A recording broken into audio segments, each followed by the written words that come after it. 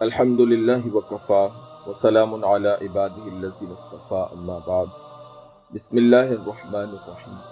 آج ہم آپ کے سامنے سانپ اور انسان کا ایک حیرت انگیز واقعہ لے کر حاضر خدمت ہوئے ہیں۔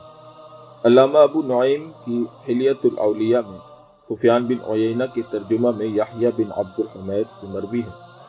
وہ کہتے ہیں کہ میں سفیان بن عیینہ کی مجلس میں تھا، وہاں پر کم و بیش 1000 انسان جمع تھے۔ انہوں نے مجلس کے آخر میں ایک آدمی کی طرف توجہ کی جو دائیں جانب بیٹھا ہوا تھا، اور کہا کھڑے ہو کر لوگوں کو سانپ کی حدیث بیان کرو۔ تو وہ آدمی کہنے لگا مجھے کوئی تکیہ دے دو۔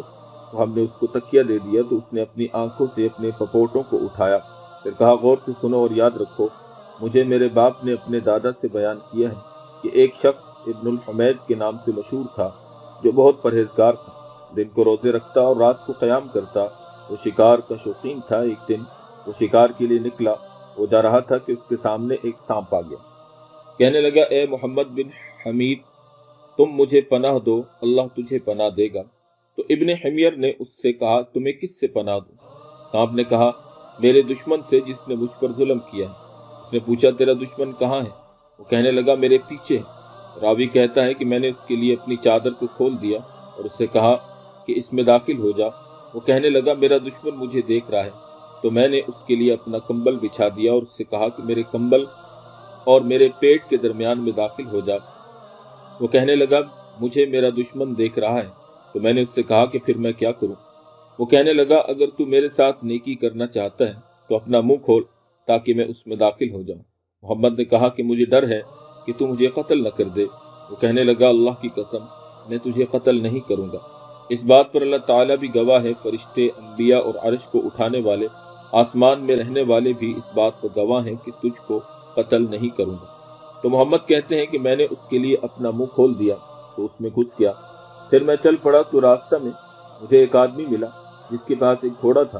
اس نے مجھ سے پوچھا کہ محمد، میں نے کہا کیا ہے؟ تو وہ کہنے لگا کیا تجھے میرا دشمن ملا ہے؟ میں نے اس سے کہا تیرا دشمن کون ہے؟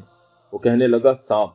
تو میں نے کہا اللہ کی قسم نہیں، اور میں نے اپنی اس بات پر کہ مجھے اس کا علم نہیں ہے اس کی وجہ سے 100 مرتبہ اپنے رب سے استغفار کیا۔ پھر میں تھوڑا سا اور چلا تو سانپ نے اپنا سر میرے منہ سے باہر نکالا اور کہنے لگا دیکھو یہ دشمن چلا گیا ہے۔ میں نے مڑ کر دیکھا تو مجھے کوئی نظر نہ آیا۔ میں نے اس سے کہا کہ مجھے کوئی نظر نہیں آتا، اگر تو باہر آنا چاہتا ہے تو آ جا۔ تو سانپ کہنے لگا اے محمد، تو 2 چیزوں میں سے ایک چیز اپنے لیے اختیار کر لے، یا تو تیرا میں جگر پھاڑ ڈالوں یا پھر تیرے دل میں پھونک ماروں گا اور تجھ کو بغیر روح کے کر دوں گا۔ میں نے کہا سبحان اللہ، تیرا وہ عہد کہاں گیا جو تو نے مجھ سے کیا تھا، اور وہ قسم جو تو نے اٹھائی تھی، تو کتنی جلدی اس کو بھول گیا اور تو نے خیانت کی۔ تو سانپ کہنے لگا میں نے تجھ سے زیادہ احمق کوئی نہیں دیکھا جو اس دشمنی کو بھول گیا جو میرے اور تیرے باپ آدم کے درمیان تھی، جب میں نے اس کو جنت سے نکلوایا تھا، اور مجھے سمجھ نہیں آتی کہ جو نیکی کا اہل ہی نہیں اس کے ساتھ تجھے نیکی کا خیال کیسے آ گیا۔ محمد کہتے ہیں کہ میں نے اس سے کہا کہ تو نے مجھے ضرور قتل کرنا ہے؟ وہ کہنے لگا کہ ہاں ضرور قتل کروں گا۔ میں نے اس سے کہا کہ مجھے تھوڑی سی مہلت دو کہ میں اس پہاڑ کے نیچے چلا جاؤں اور اپنے لیے وہاں قبر کھود دوں۔ سانپ کہنے لگا ٹھیک، جو تو کرنا چاہتا ہے کر لے۔ محمد کہتے ہیں کہ میں پہاڑ کی طرف چل پڑا، مگر اس زندگی سے مایوس ہو چکا تھا۔ میں نے اپنی نگاہ آسمان کی طرف اٹھائی اور کہا یا لطیف یا لطیف الطف بی بلطفک الخفی، یا لطیف یا قدیر اسألک بالقدر التي استویت بها علی العرش فلم یعلم العرش این مستقرک منہ، یا حلیم یا علیم یا علی۔ پھر اس کے بعد فرمایا کہ یا عظیم یا حی یا قیوم، یا اللہ اللہ ما کفیتنی شر ہذہ الحیہ۔ پھر میں چل پڑا تو مجھے راستے میں ایک کھلے چہرے والا، عمدہ خوشبو والا اور صاف کپڑوں والا ایک آدمی ملا۔ وہ کہنے لگا سلام علیک۔ تو میں نے بھی کہا کہ وعلیک السلام یا اخی۔ تو وہ کہنے لگا کیا وجہ ہے کہ آپ کا رنگ بدلا ہوا ہے اور طبیعت مضطرب ہے؟ تو میں نے کہا کہ یہ ایک دشمن کی وجہ سے ہے کہ جس نے مجھ پر ظلم کیا ہے۔ تو اس نے کہا کہ تیرا دشمن کہاں ہے؟ میں نے کہا میرے پیٹ میں ہے۔ اس نے کہا اپنا منہ کھولو۔ پھر اس نے منہ کو کھول کر اس میں سب زیتون کے پتوں کی طرح کوئی چیز رکھی، پھر کہا اس کو چبا کر نگل لو۔ تو میں نے اس کو چبا کر نگل لیا۔ ابھی تھوڑی دیر گزری تھی کہ میرے پیٹ میں مروڑ پڑنے لگے اور سانپ میرے پیٹ میں گھومنے لگا۔ फिर मैंने पखाने के रास्ते में उसको टुकड़े टुकड़े करके निकाल दिया और मेरा सारा खौफ जाता रहा। फिर उस आदमी से लिपट गया और उससे पूछा, है भाई तू कौन है कि जिसके जरिए अल्लाह ताला ने मुझ पर एहसान किया? तो मुस्कुराने लगा, कहा कि मुझे पहचानता नहीं तू? मैंने कहा, अल्लाह की कसम नहीं। वो कहने लगा, ए मोहम्मद बिन हमीर, इस सांप और तेरे दरमियान जिस वक्त ये सब कुछ हुआ था और तूने उस दुआ के जरिए अल्लाह को पुकारा था तो सातों आसमानों के फरिश्ते अल्लाह के सामने चीख पड़े। तो अल्लाह ताला ने कहा, मेरी इज्जत और मेरे जलाल की कसम, मेरी आंखों के सामने है कि जो कुछ उस सांप ने मेरे बंदे के साथ किया है, और मुझे अल्लाह ताला ने हुक्म दिया कि तुम जन्नत जाओ और तूबा दरख्त के सब पत्ते लेकर मेरे बंदे मोहम्मद बिन हमीर से जा मिलो, और मुझे मारूफ कहा जाता है, मेरा ठिकाना चौथे आसमान में है। फिर कहा, ए मोहम्मद बिन हमीर, नेकी के कामों को अपने ऊपर लाजिम कर लो, बेशक वो बुरी जगहों से बचाता है, और जिसके साथ नेकी की गई वो अगर इसको ज़ाया कर दे तो अल्लाह ताला के यहाँ वो ज़ाया नहीं होती।